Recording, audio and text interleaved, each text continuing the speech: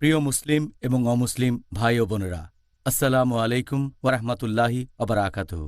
আমাদের স্রষ্টা আল্লাহ তাআলার দয়া, শান্তি ও রহমত আপনাদের উপরে বর্ষিত হোক।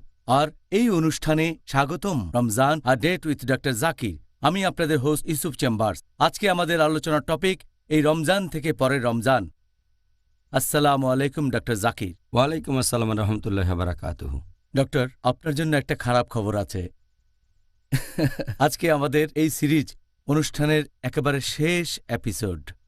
আল্লাহ যেন আমাদের সফল করেন ইনশাআল্লাহ। আমিন, ইনশাআল্লাহ। তবে ভালো খবর হলো, আপনি আবার নিজের কাজে ব্যস্ত হয়ে যাবেন। পুরো সময়টা দিতে পারবেন দাওয়া দেওয়ার কাজে। পৃথিবী জুড়ে ইসলামের বাণী প্রচার করবেন ইনশাআল্লাহ। ইনশাআল্লাহ। আপনাকে আমি আজকে যে প্রশ্নগুলো করব সেগুলোর টপিক হলো এরকম যে রমজান শেষ হলে আমরা কি করব পরের রমজান না আসা পর্যন্ত। কারণ আমাদের সবারই একটা আধ্যাত্মিক ক্ষতি হবে। রমজান মাস চলে গেল, সেই জন্যই আমরা এই এপিসোডের আয়োজন করেছি। আমার ধারণা এটা অনেক উৎসাহ আর উদ্দীপনা যোগাবে মুসলিম ভাই বোনদের মনে, যাতে করে তারা সেই কাজগুলোই করবে যেগুলো রমজানের পুরো এক মাস ধরে পালন করেছে সবাই ইনশাআল্লাহ। ইনশাআল্লাহ। তাহলে প্রথম প্রশ্ন, কিভাবে পুরো পৃথিবী জুড়ে মুসলিম ভাই বোনেরা অবিচলিত থাকতে পারে সেটাতে যা অর্জন করেছে রমজান মাসে? আলহামদুলিল্লাহ, ওয়াসসালাতু ওয়াসসালাম আলা রাসূলিল্লাহ ওয়া আলা আলিহি ওয়া সাহবিহি আজমাইন, আম্মা বাদ। আউযু বিল্লাহি মিনাশ শাইতানির রাজীম। বিসমিল্লাহির রহমানির রহিম। রব্বি ইশরাহ লি সাদরি ওয়া ইয়াসসির লি আমরি ওয়াহলুল উকদাতাম মিন লিসানি ইয়াফকাহু কাওলি। যদি কোনো মুসলিম এই পবিত্র রমজান মাসে নিয়মিত সে রোজা পালন করে, আর যদি রাতের বেলায় কিয়ামুল লাইল পড়ে, আর যদি এ সময় বিভিন্ন ভালো কাজ করে থাকে, তাহলে ইনশাআল্লাহ সেই ভালো কাজগুলো কন্টিনিউ করে যাবে সারা বছর ধরেই। এটাই হলো সত্যিকারের বিশ্বাসীদের লক্ষণ। আর আল্লাহ সুবহানাহু ওয়া তাআলা সব কিছু দেখেন। সত্যি বলতে, রমজান চলে গেলেও নিজেকে অপরিবর্তিত রাখা, এটাই হচ্ছে পবিত্র রমজানে একজন মানুষের সবচেয়ে বড় অর্জন। আর যে লোক রমজান মাসের পরেও অপরিবর্তিত থাকে, ভালো কাজগুলো করে যায়, সবগুলো ফরজ, পাশাপাশি রাতের নামাজ, বিভিন্ন সুন্নত ইত্যাদি, এটা হচ্ছে সবচেয়ে ভালো লক্ষণ যে তার রোজা আল্লাহ সুবহানাহু ওয়া তাআলা কবুল করেছেন। এটা কবুল হওয়ার লক্ষণ। আল্লাহ পবিত্র কোরআনে বলেছেন, সূরা ফুসিলাত অধ্যায় নম্বর 41 আয়াত নম্বর 30, যারা এভাবে বলে আমাদের প্রতিপালক হচ্ছেন আল্লাহ, এরপর তারা অবিচলিত থাকে, অপরিবর্তিত থাকে, এবং তাদের কাছে ফেরেশতা অবতীর্ণ হয় বিভিন্ন সময়ে, আর তারা বলে তোমরা ভয় পেও না, চিন্তিত হও না, এবং ইনশাআল্লাহ তোমাদের কাছে সুসংবাদ আসবে, চিরস্থায়ী আশীর্বাদের, তার মানে জান্নাত, বেহেশত, তোমাদের এই প্রতিশ্রুতি দেওয়া হয়েছে।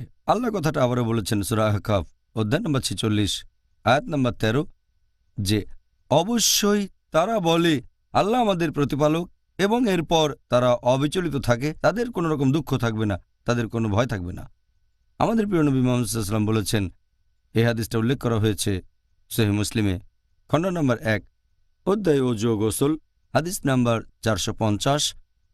মুহাম্মদ সাল্লাল্লাহু আলাইহি ওয়াসাল্লাম বলেছেন যে 5 ওয়াক্ত নামাজ, আর এক জুম্মা থেকে পরের জুম্মা নামাজ, এক রমজান থেকে পরের রমজান, এই সময়গুলো হচ্ছে তোমাদের গুনাহ ক্ষমা করার সময়, যদি এই সময় বড় গুনাহ থেকে বিরত থাকো।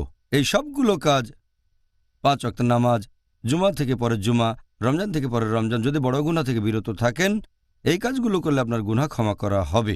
তাহলে আপনি রমজান মাসে রোজা রাখলেন আল্লাহ তাআলার সবগুলো নির্দেশ মেনে, আর অবিচলিত থাকলেন, তাহলে ইনশাআল্লাহ পরবর্তী রমজানে আপনার সব গুনাহ ক্ষমা করা হবে যদি বড় গুনাহ না করেন। হাদিসটা আছে সহিহ মুসলিমে, খণ্ড নম্বর 1 অধ্যায় ঈমান, হাদিস নাম্বার 62। প্রিয় নবী মুহাম্মদ সাল্লাল্লাহু আলাইহি ওয়াসাল্লাম একবার এক লোক নবীর কাছে এসে তাকে প্রশ্ন করল, হে রাসূল, আমাকে ইসলাম ধর্ম সম্পর্কে এমন কিছু বলেন যেটা শোনার পর আমাকে আর অন্য কারো কাছেই যেতে হবে না। তখন নবী বললেন, আল্লাহকে বিশ্বাস করো আর এই বিশ্বাসে অবিচলিত থাকো।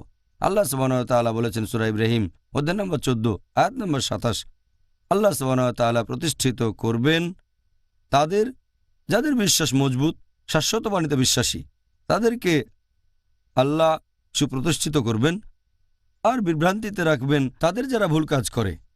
কোরআনের এই আয়াত থেকে আমরা জানতে পারছি যে আমরা অবিচলিত থাকব বিশ্বাসে, তাহলে আমরা ন্যায়নিষ্ঠদের দলে থাকব ইনশাআল্লাহ।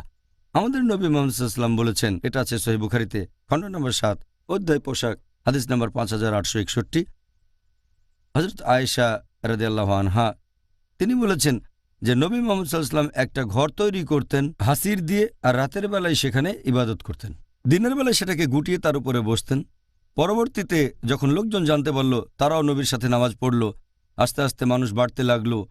তারপর যখন অনেক মানুষ হয়ে গেল, তখন নবী তাদের বললেন যে তোমরা ভালো কাজগুলো যথাসাধ্য চেষ্টা করবে করার, আর সেখানে অবিচলিত থাকবে। কাজটা খুব সামান্য হলেও অবিচলিত থাকাটা গুরুত্বপূর্ণ।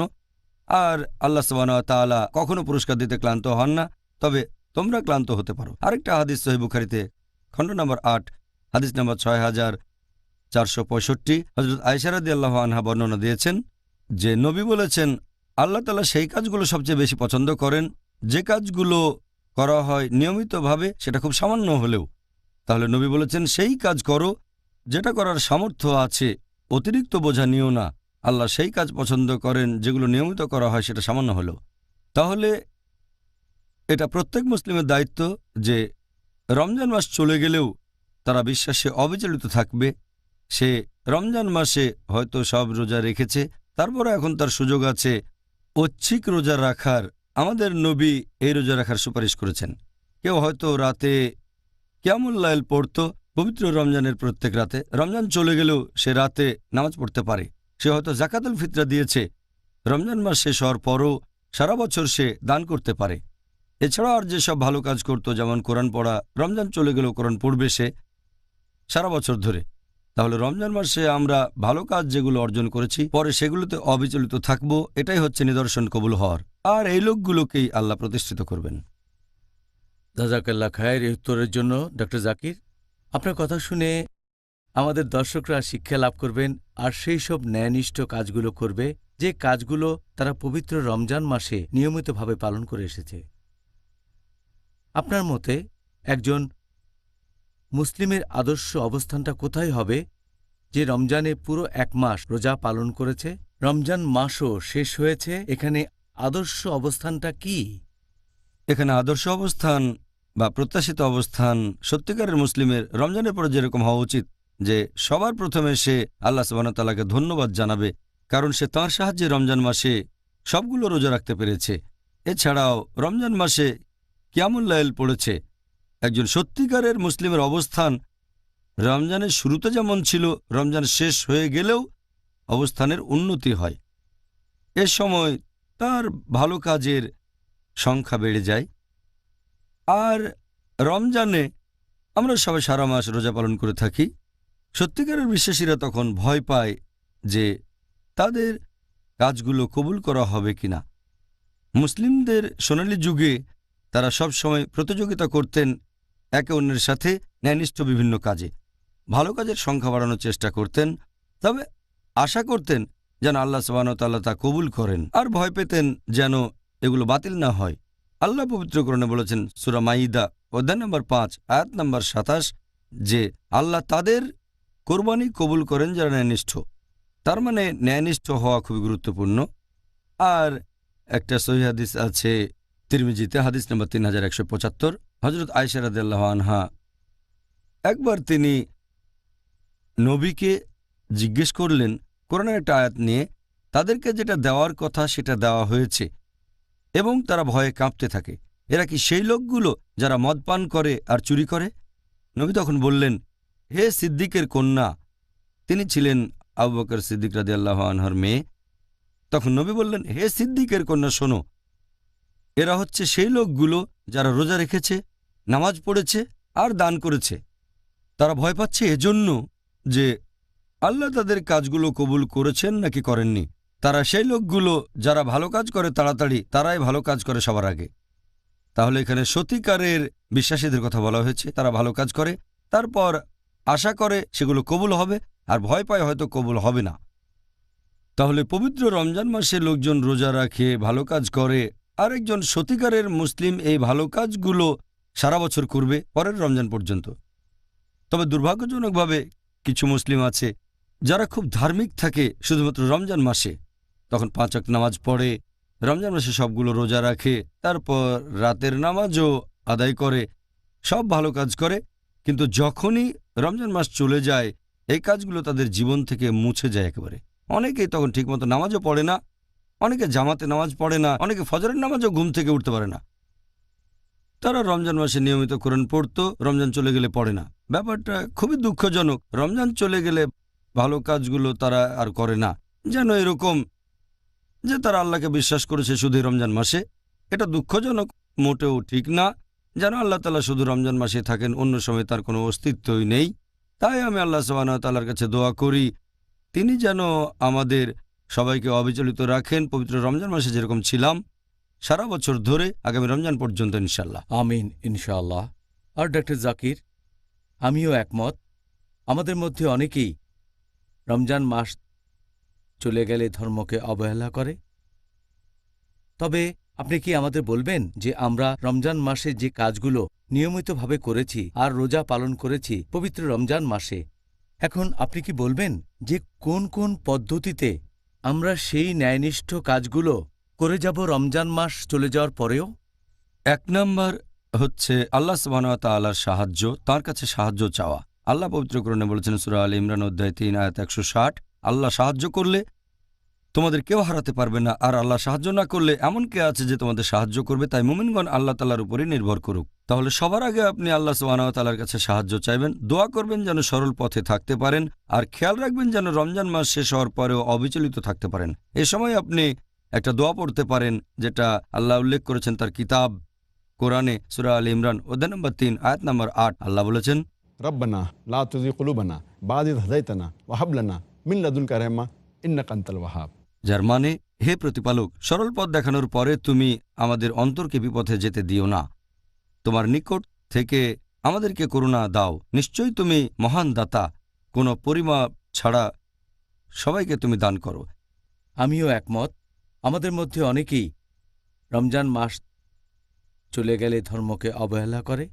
তবে আপনি কি আমাদের বলবেন যে আমরা রমজান মাসে যে কাজগুলো নিয়মিতভাবে করেছি আর রোজা পালন করেছি পবিত্র রমজান মাসে, এখন আপনি কি বলবেন যে কোন কোন পদ্ধতিতে আমরা সেই ন্যায়নিষ্ঠ কাজগুলো করে যাব রমজান মাস চলে যাওয়ার পরেও? 1 নম্বর হচ্ছে আল্লাহ সুবহানাহু ওয়া তাআলার সাহায্য, তার কাছে সাহায্য চাওয়া।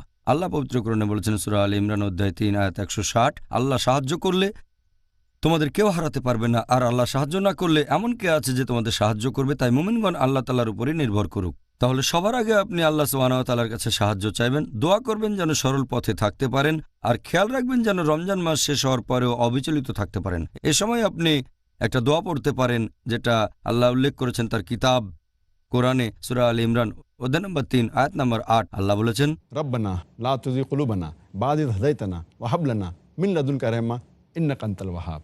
যার মানে, হে প্রতিপালক, সরল পথ দেখানোর পরে তুমি আমাদের অন্তরকে বিপথে যেতে দিও না, তোমার নিকট থেকে আমাদেরকে করুণা দাও, নিশ্চয়ই তুমি মহান দাতা, কোনো পরিমাপ ছাড়া সবাইকে তুমি দান করো।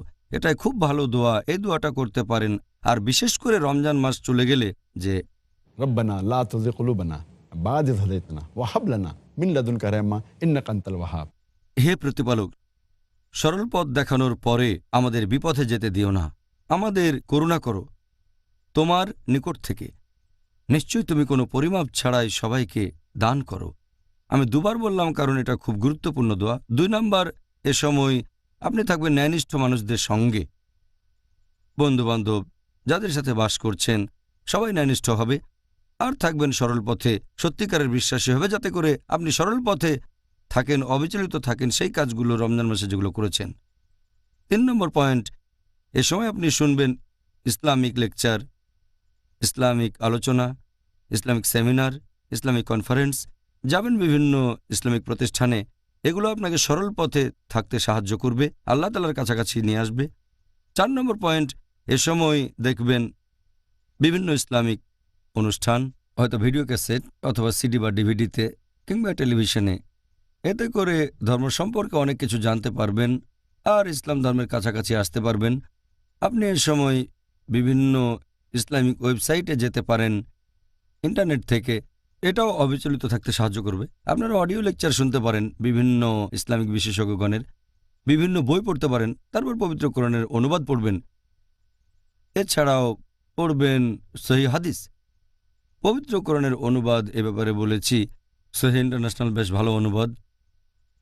তারপর আবদুল্লাহ ইউসুফ আলীর অনুবাদ, এরপর মহসিন খান, এগুলো কোরআনের বেশ ভালো অনুবাদ। তারপর যদি হাদিসের কথা বলেন তাহলে পাচ্ছেন সহিহ বুখারী, সহিহ মুসলিম, সুনান আবু দাউদ, সুনান আল নিসাই, তিরমিজি, ইবনে মাজা ইত্যাদি।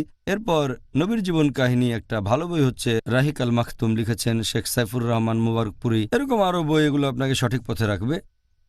এছাড়াও খেয়াল রাখতে হবে যেন ফরজ কাজগুলো আপনি করেন, যেমন ধরেন 5 ওয়াক্ত নামাজ পড়া, এরপর হতে পারে দান করা, হজ পালন করবেন যদি সামর্থ্য থাকে, এরকম আরও অনেক কাজ।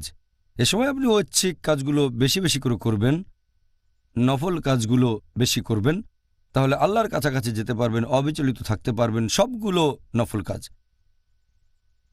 এ সময় বেশি করে আল্লাহ তাআলা জিকির করবেন, বেশি করে আল্লাহকে স্মরণ করবেন। এ সময় কোরআন পড়বেন যতদূর পড়া সম্ভব, আর মনে রাখবেন যতদূর সম্ভব, এবং যেটা মনে থাকবে সেটা বারবার পড়বেন যাতে করে সেগুলো ভুলে না যান। তাছাড়াও এটা খুবই গুরুত্বপূর্ণ, সেই কাজগুলো থেকে বিরত থাকবেন যেগুলো আপনাকে আল্লাহর কাছ থেকে দূরে নিয়ে যাবে, যেগুলো খুতুয়াত শয়তান, যেমন অনইসলামিক অনুষ্ঠান দেখা বা অনইসলামিক কোনো সিনেমা, অনইসলামিক গান শোনা, মিউজিক শোনা, অনইসলামিক ওয়েবসাইটগুলোতে যাওয়া। এই কাজগুলো সবই খুতুয়াত শয়তান, এগুলো আপনাকে সরল পথ থেকে দূরে নিয়ে যাবে। আর সবশেষে আপনি আল্লাহ তাআলার কাছে দোয়া করবেন, সাহায্য চাইবেন যেন সরল পথে থাকতে পারেন। আল্লাহ তাআলাকে ধন্যবাদ জানাবেন, আর ভুল করলে তওবা করবেন। আল্লাহ তাআলাকে ধন্যবাদ জানাবেন ভালো যা কিছু হয়েছে তার জন্য, আর আপনাকে সরল পথে রাখার জন্য। জাযাকাল্লাহ খায়ের। ডক্টর জাকির, রমজান মাস চলে গেলে মুসলিমরা কেন আগের মতো সেই একই রকম উৎসাহ আর উদ্দীপনার সাথে আল্লাহ তাআলার ইবাদত করে না? এরকম হওয়ার অন্যতম প্রধান একটা কারণ, অনেক মুসলিম আছে তারা মনে করে যে রমজানে আমরা যে ভালো কাজগুলো করি সেগুলো এক ধরনের প্রথা অথবা ঐতিহ্য। এটা সমাজের প্রথা যে রমজান মাসে রোজা রাখতে হবে, তারপর রমজান মাসে তারাবির নামাজ পড়ব, ভালো কাজ করব, যেন একটা প্রথা, যেন এটা আল্লাহ তাআলার ইবাদত করা নয়। অনেক লোক আছে যারা তারাবির নামাজ পড়ে, তার মানে কিয়ামুল লাইল একনিষ্ঠভাবে, তবে দুর্ভাগ্যজনকভাবে অনেক ফরজ নামাজ তারা মিস করে। আর এটা মোটেও ঠিক না, কারণ ফরজ নামাজ আবশ্যিক, কিন্তু তারাবি আবশ্যিক না। এটা সুন্নাতে মুআক্কাদা, এটা মুস্তাহাব। তাহলে অনেকে এটাকে ভাবে প্রথা, রমজানের কাজগুলোকে মনে করে প্রথা, মনে করে ঐতিহ্য।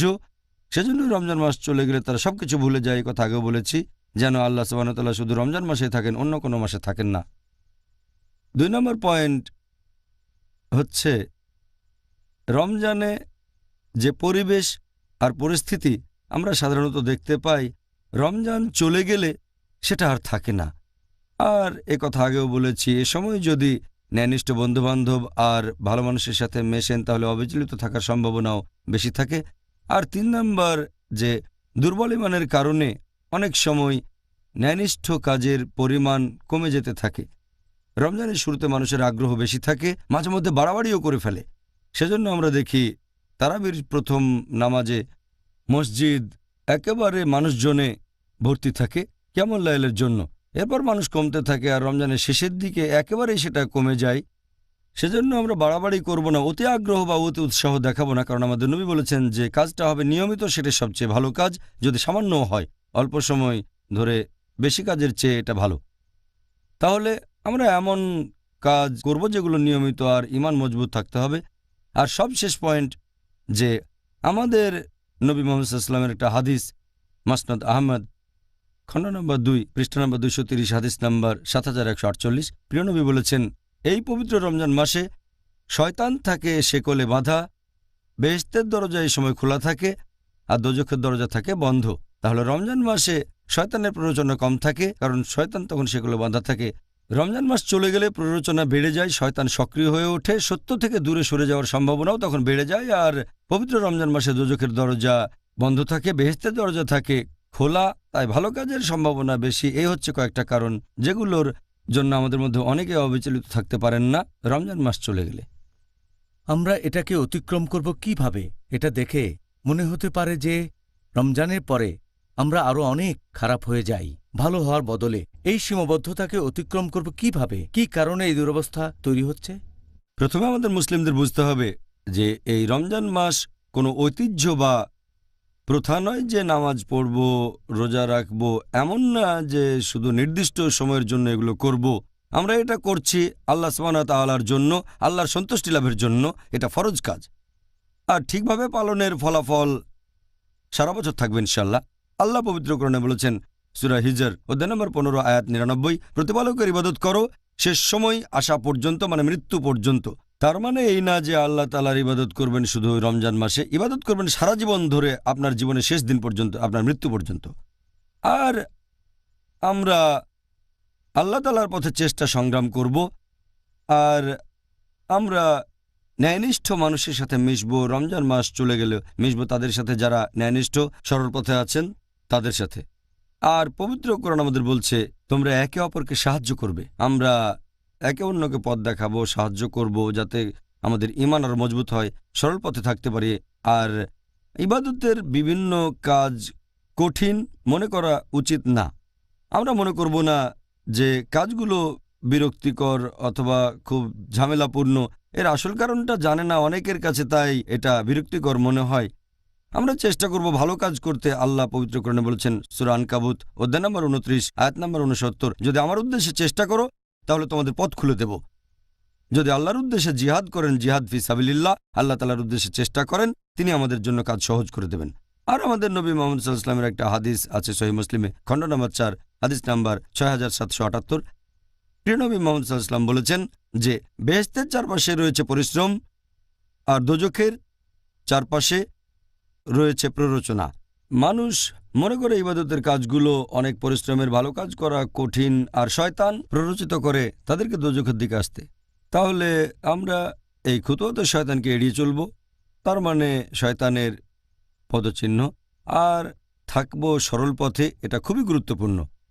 আর আমাদের খেয়াল রাখতে হবে যেন আল্লাহ সুবহানাহু ওয়া তাআলার উদ্দেশ্যে চেষ্টা করে যাই। এতে করে আমরা উপকার পাবো এই দুনিয়ায়, পাশাপাশি আখিরাতেও। আর আমরা একটা দোয়া করতে পারি আল্লাহ সুবহানাহু ওয়া তাআলার উদ্দেশ্যে। এটা আছে পবিত্র কোরআনে, সূরা আনাম অধ্যায় নম্বর 6 আয়াত 162। বলা হয়েছে যে ইন্না সালাতি ওয়া নুসুকি ওয়া মা ইয়াহইয়া ওয়া মামাতি লিল্লাহি রাব্বিল আলামিন, যে নিশ্চয়ই আমার নামাজ, আমার কুরবানি এবং হজ, আমার জীবন এবং মৃত্যু সবকিছু আল্লাহ তাআলার উদ্দেশ্যে, যিনি হলেন এই বিশ্বজগতের পালনকর্তা। তাই আমরা আল্লাহ তাআলার কাছে দোয়া করি যে আমার নামাজ শুধু তোমার জন্য, আমার কুরবানি আর হজ শুধু তোমার জন্য, আমার জীবন এবং মৃত্যু তোমার জন্য, যিনি এই বিশ্বজগতের প্রতিপালক। তাহলে ইনশাআল্লাহ আল্লাহ আমাদের সরল পথে রাখবেন, আমরা অবিচলিত থাকব পরবর্তী রমজান পর্যন্ত, ইনশাআল্লাহ এবং আমিন। আল্লাহ যেন আমাদের সবাইকে সেই অবস্থানে নিয়ে যান ইনশাআল্লাহ। ডক্টর জাকির, এই পবিত্র রমজান মাসে আমরা আরও ধৈর্যশীল হওয়ার ট্রেনিং নেই। আপনি কি আমাদের দর্শকদের ধৈর্যের গুরুত্ব সম্পর্কে কিছু বলবেন? আপনি যদি এখানে ধৈর্য সম্পর্কে বলেন, অর্থাৎ সবর, পবিত্র কোরআনে এই শব্দটা আছে 102 বার। এটা ইসলামের সবচেয়ে গুরুত্বপূর্ণ গুণগুলোর মধ্যে একটা। ধৈর্য ধরলে আল্লাহর কাছাকাছি যেতে পারবেন। কোরআনে অনেক জায়গায় বলা হয়েছে আল্লাহ ধৈর্যশীলদের সাহায্য করে থাকেন।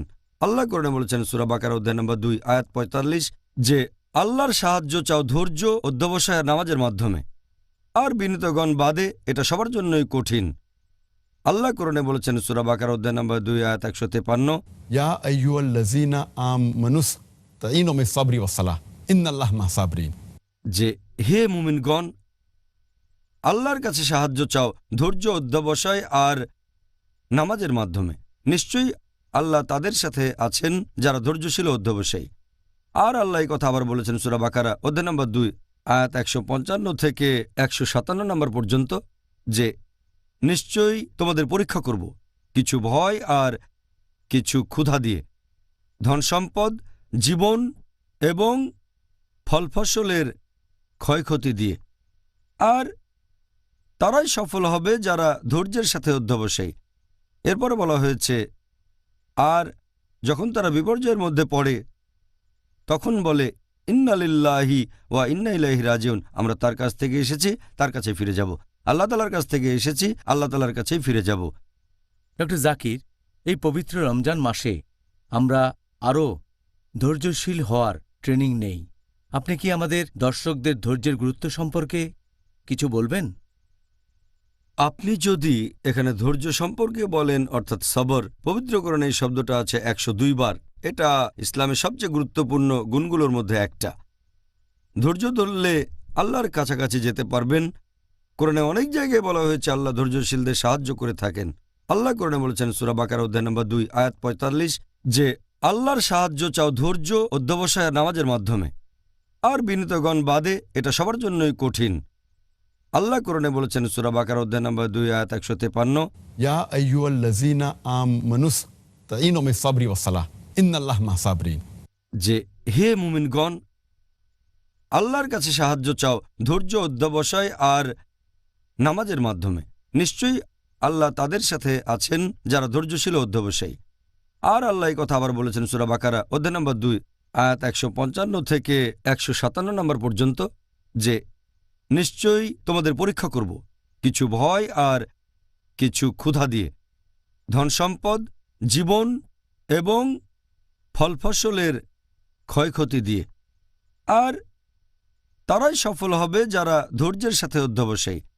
এরপরে বলা হয়েছে আর যখন তারা বিপর্যয়ের মধ্যে পড়ে তখন বলে ইন্না লিল্লাহি ওয়া ইন্না ইলাইহি রাজিউন, আমরা তার কাছ থেকে এসেছি, তার কাছে ফিরে যাব।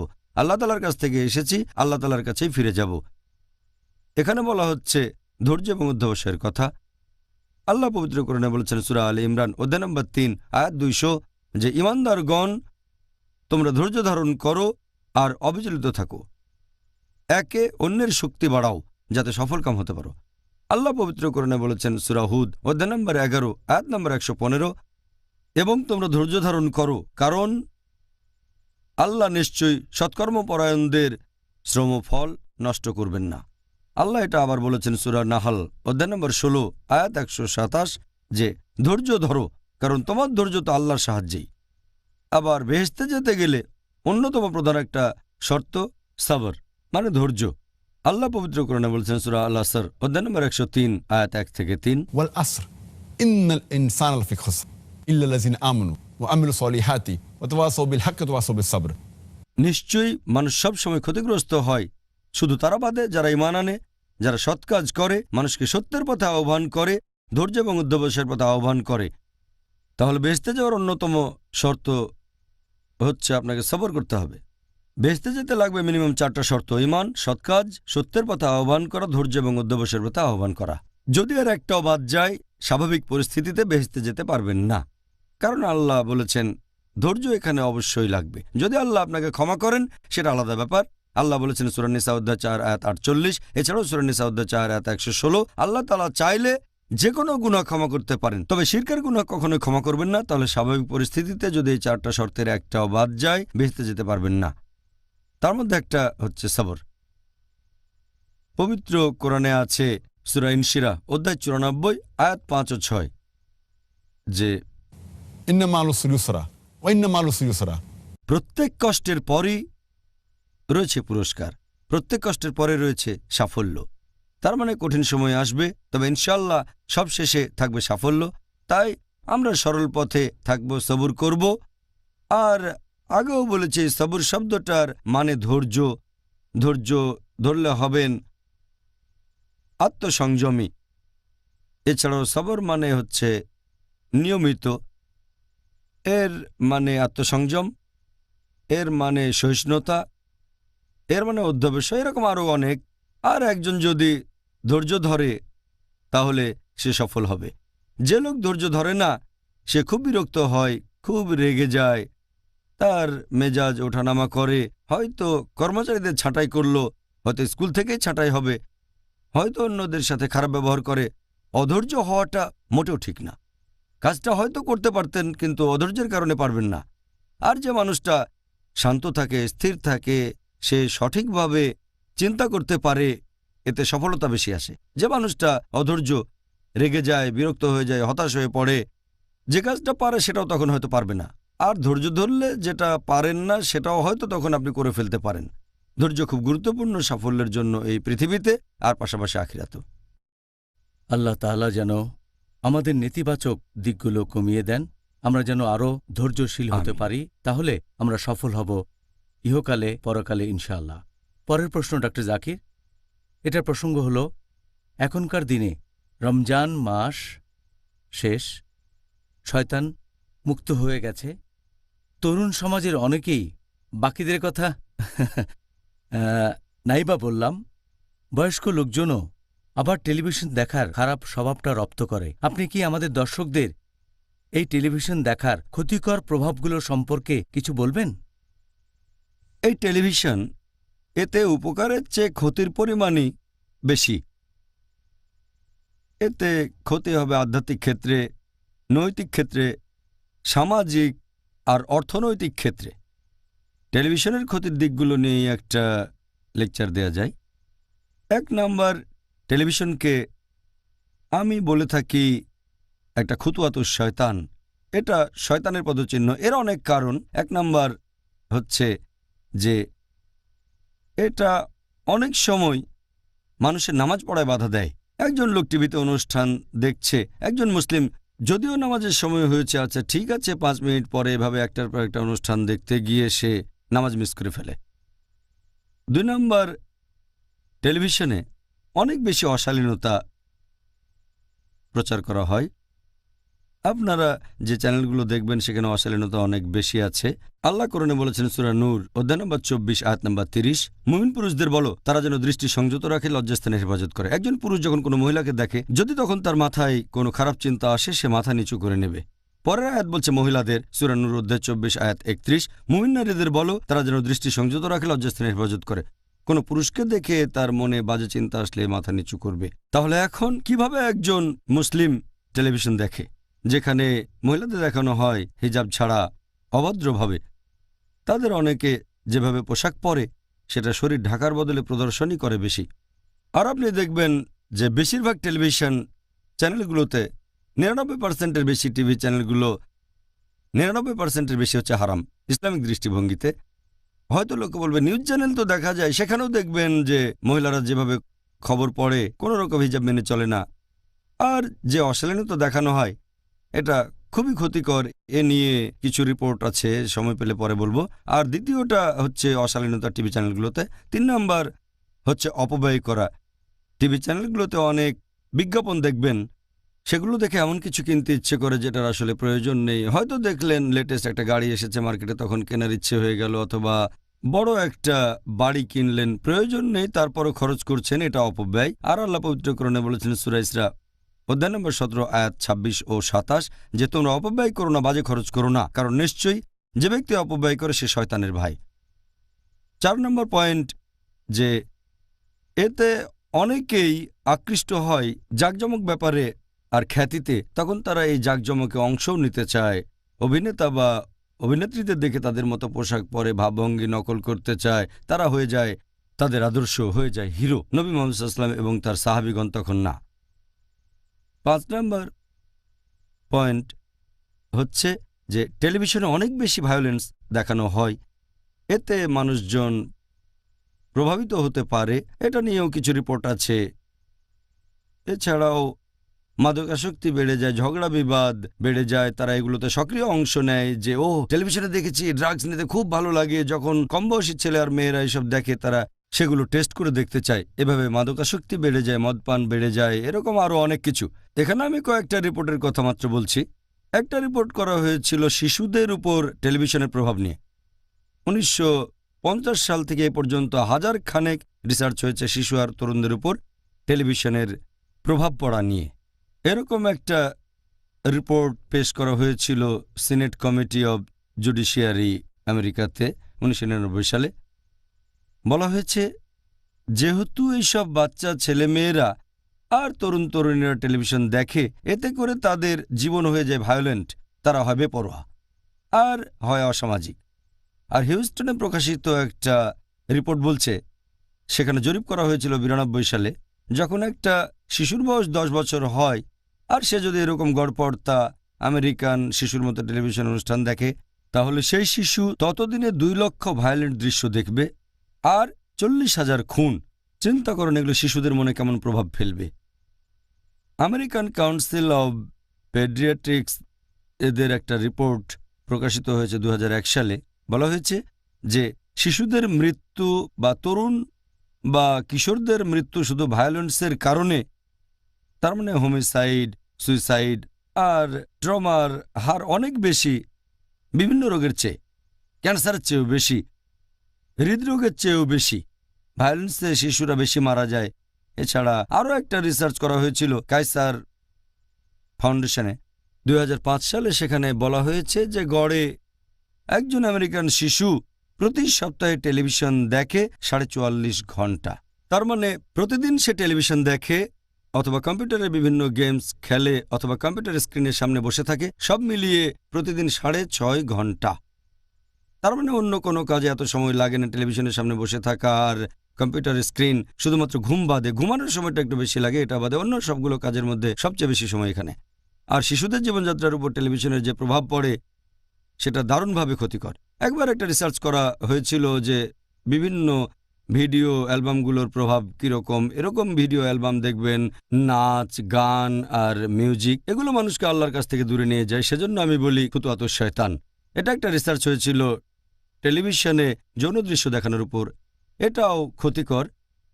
বেশিরভাগ চ্যানেল স্যাটেলাইট টিভি, আমেরিকাতে সেগুলো পর্নোগ্রাফি, ইংল্যান্ডে পর্নোগ্রাফিক চ্যানেল। সবচেয়ে বেশি লাভ করে যে টিভি চ্যানেলগুলো সেগুলো হচ্ছে পর্নোগ্রাফিক চ্যানেল, আর সবচেয়ে সস্তায় পর্নোগ্রাফিক চ্যানেল। এখন বিনোদন চ্যানেলগুলো অশ্লীলতা দেখাতে শুরু করেছে দর্শক বাড়ানোর জন্য, আর মানুষজন ধীরে ধীরে এগুলোর প্রতি আকৃষ্ট হচ্ছে। ভারত বেশ রক্ষণশীল একটা দেশ, প্রাচ্যের একটা দেশ। 20-30 বছর আগে তখন ভারতে যেসব সিনেমা তৈরি করা হতো সেখানে হয়তো কোনো প্রেমের দৃশ্য দেখাবে, তখন দেখানো হতো দুটো ফুল, ব্যাস বোঝানো হতো প্রেমের দৃশ্য। পরবর্তীতে দেখবেন নায়ক নায়িকারা একটা গাছকে ঘিরে দৌড়াচ্ছে, এটাই প্রেমের দৃশ্য। এখন দেখবেন তারা জনসমক্ষে চুমু খাচ্ছে সিনেমাতে, এমনকি বিছানাতেও যাচ্ছে, আর এটা খুব নর্মাল। তাহলে এভাবে সব শুরু। প্রথমে দেখানো হলো সিম্বলিক ফুল দিয়ে প্রেমের দৃশ্য, তারপর এখন খোলামেলা বিছানার দৃশ্য, এরকম আরও অনেক অশ্লীলতা। আর এই জিনিসটা এখন চলে এসেছে টেলিভিশন চ্যানেলগুলোতেও, বিভিন্ন চ্যানেল যেমন ফ্যাশন টিভি ইত্যাদি। সেজন্য আমরা এ ব্যাপারে সাবধান যে আমাদের স্কুলে যেসব ছাত্রছাত্রী এখানে পড়াশোনা করে, আমাদের নিয়ম হচ্ছে তাদের বাসায় কোনো কেবল টিভি থাকতে পারবে না। যদি পিস টিভি দেখতে চায়, যদি নিজস্ব ডিশ থাকে যেখানে শুধু পিস টিভি দেখা যাবে, তাহলে অনুমতি আছে। তবে যদি দেখা যায় কেবল টিভি যেখানে পিস টিভির সাথে আরও 100টা বা 80টা হারাম টিভি চ্যানেল আছে, তখন বলি দেখার দরকার নেই। কারণ ইসলাম বলছে বড় ক্ষতি ঠেকাতে গেলে ছোট ক্ষতি মেনে নেওয়া যায়। বড় ক্ষতি এই হারাম চ্যানেলগুলো, আর ছোট উপকার এই পিস টিভি। তবে সবচেয়ে ভালো শুধু পিস টিভি। একটা ডিকোডারের চ্যানেলটা ধরেন, এটাই ভালো। আর খুব কম চ্যানেল আছে যেগুলো ইসলামিক মানুষকে নিয়ে যাবে সরল পথে, খুব কম। সেটা হয়তো 1%-এরও কম হবে টিভি চ্যানেল। আল্লাহর কাছে দোয়া করে আরও ইসলামিক চ্যানেল হোক, আর সেই চ্যানেলগুলো কোরআন এবং সুন্নাহ মেনে চলবে, এটা খুবই গুরুত্বপূর্ণ। না হলে তারাও বিপথে চলে যাবে মিডিয়া এবং ফিল্ম ইন্ডাস্ট্রির মতো। দর্শক বাড়ানোর জন্য এই চ্যানেলগুলো বিপথে চলে যেতে পারে, আর দোয়া করি আমরা যেন সরল পথে থাকতে পারি। এ হলো সংক্ষেপে টেলিভিশনের কিছু ক্ষতিকর প্রভাব। এটার উপরে একটা লেকচার দেয়া যায়। সবশেষে ডক্টর জাকির, যদি সব মিলিয়ে বলতে চাই, আপনি আমাদের পিস টিভির দর্শকদের কি উপদেশ দেবেন? এবং আমরা অনেকগুলো ইন্টারভিউতে আলোচনা করেছি এই রহমতের মাস পবিত্র রমজানে, যার টপিক রমজান। এই কথাটা আমি প্রথম পর্বেই বলেছি যে আমি যে উত্তরগুলো দেব, আমি এখন একজন ছাত্র, বিশেষজ্ঞ নই। এই উত্তরগুলো আপনার বিভিন্ন প্রশ্নের জবাবে আমি যে উত্তরগুলো দিয়েছি, এগুলো বিভিন্ন বিশেষজ্ঞের মতামত।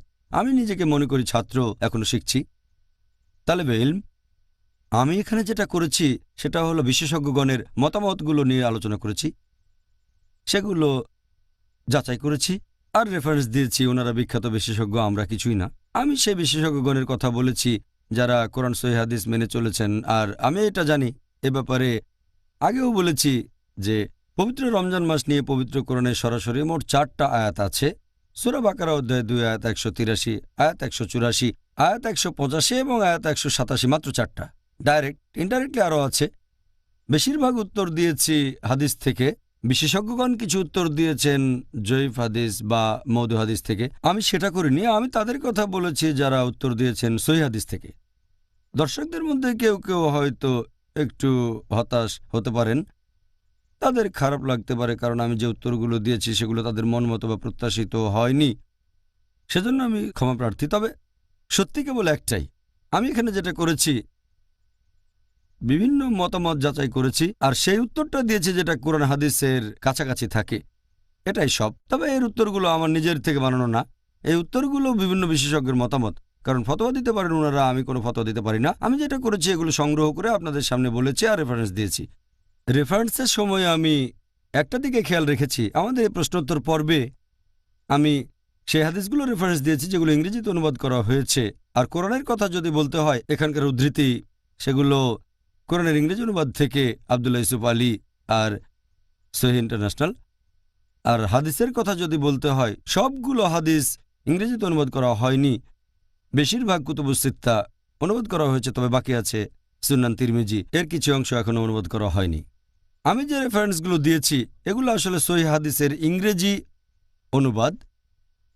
সবচেয়ে কমন হাদিসগুলো আছে সহিহ বুখারীতে।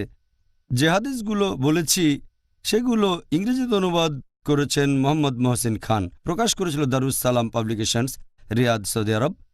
এছাড়াও হাদিস বলেছি সহিহ মুসলিমের।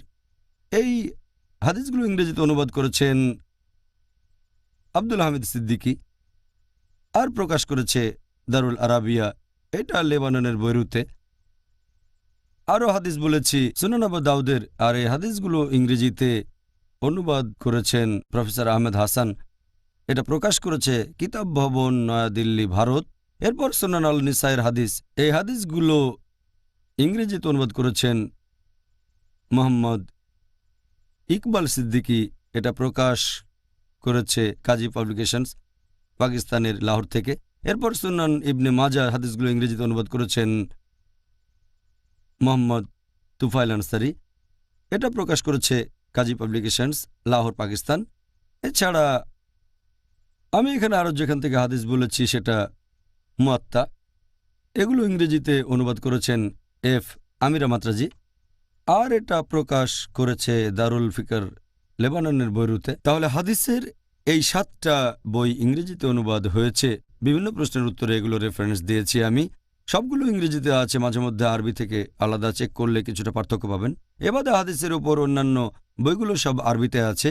এই রেফারেন্সগুলো শুধু আরবিতে আছে, যেমন সুনান তিরমিজি, মাসনাদ আহমদ, সুনান বাইহাক্কি, তারপর মুস্তাদরাক আল হাকিম, মুসান্নাফ ইবনে আবি শাইবা, মুসান্নাফ আব্দুর রাজ্জাক, সহি ইবনে খুজাইমা, সহি ইবনে হিব্বান, সহি আত-তারগিব, সহি জামিয়া, সিলসিলা আল সহিয়া, তাবরানি, এরকম আরও অনেক। এটা বলছি কারণ যে রেফারেন্সগুলো দিয়েছি সেগুলো যদি চেক করে দেখেন তাহলে আমার বলা উৎসগুলো আপনাদের খুঁজে পেতে সুবিধা হবে। তাই আমি বলবো যে আমার সাধ্যমতো চেষ্টা করেছি আমার মতো করে, যাতে করে দর্শকরা উপকৃত হতে পারেন এই পবিত্র রমজান মাসে। আল্লাহ আমাদের সফল করুন। আমি যা কিছু ভালো আর সঠিকভাবে বলেছি সেগুলো আল্লাহ তাআলার পক্ষ থেকে, এবং ভুল সব কিছু আমার এবং শয়তানের পক্ষ থেকে। এজন্য আল্লাহর কাছে ক্ষমা চাচ্ছি আর আল্লাহর কাছে দোয়া করছি আমাদের এবং দর্শকদের প্রচেষ্টাকে তিনি যেন কবুল করে নেন, যাতে তার জন্য সংগ্রাম করতে পারি, তার আরও কাছাকাছি আসতে পারি। আল্লাহ এটা কবুল করুন। আমিন, আমিন, আমিন। আলহামদুলিল্লাহ, আপনি সেই কথাগুলি বললেন যেগুলো আমি বলতে চেয়েছিলাম। আলহামদুলিল্লাহ। আর সবশেষে আমি একটা কথা বলতে চাই, এটা আমার সৌভাগ্য যে আপনার ইন্টারভিউ নিয়েছি এই দীর্ঘ ৩২ দিন ধরে। এটা আমারও সৌভাগ্য। আলহামদুলিল্লাহ, শুনে খুব ভালো লাগলো। আর আমার মনে হয় আমরা যে পথ চলা শুরু করেছি সেটা এর পরেও চলতে থাকবে, এর পরের বছর, তার পরের বছর, ইনশাআল্লাহ, যদি আল্লাহ সুবহানাহু ওয়া তাআলা আমাদের সামর্থ্য দেন, যাতে আমরা আল্লাহর কাজ করে যেতে পারি। আল্লাহর কাজ আর প্রচার করব কোরআনের বাণী আর নবী মুহাম্মদ সাল্লাল্লাহু আলাইহি সাল্লামের সুন্নাহ পৃথিবীর সব মানুষের জন্য। আর পবিত্র কোরআনে এভাবেই বর্ণনা দেওয়া হয়েছে। এটাই হলো সব কথার শেষ কথা। তাহলে ডক্টর জাকির, জাজাকাল্লাহ। আর আল্লাহ তাআলা যেন আপনাকে এই ৩২ দিনের প্রচেষ্টার জন্য পুরস্কৃত করেন। আপনিও যেন পুরস্কার পান। অসাধারণ একটি অনুষ্ঠান, আমি দারুণ উপভোগ করেছি, আলহামদুলিল্লাহ। আল্লাহ পুরস্কার দেবেন ইনশাআল্লাহ। ওয়াইয়াকুম।